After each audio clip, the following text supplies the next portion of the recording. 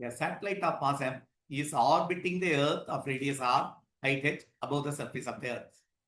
The total energy of the satellite in terms of g, the value of acceleration due to gravity. G ஒன்றது acceleration due to gravity. நம்ம calculate பண்ண வேண்டிய total energy.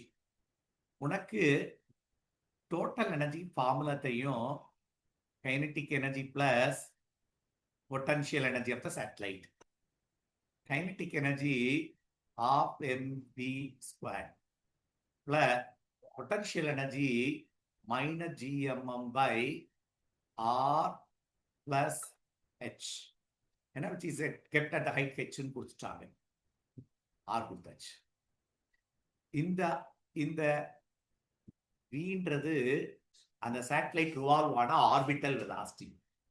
அந்த satellite உடைய orbital இதை எடுத்துனா orbital velocity தான் இந்த VO. Orbital velocity நமக்கு தெரியும் gm by r plus h. ஆக்சுவலா ரூட்டுக்குள்ள வருது v0 ஸ்கொயர்டு இருக்கனால minus gmm by r plus h. இப்ப நம்ம காமனா வெளியே எடுத்துட போறோம்.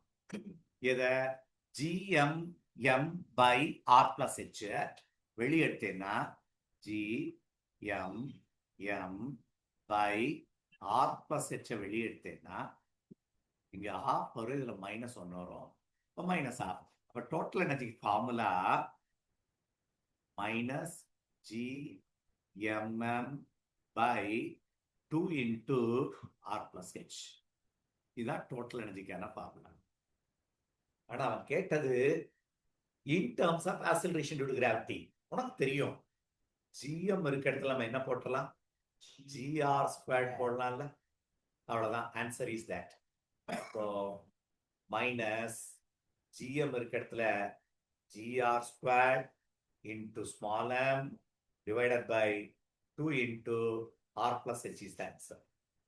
இதுதான் total energy in terms of acceleration due to gravity. So option is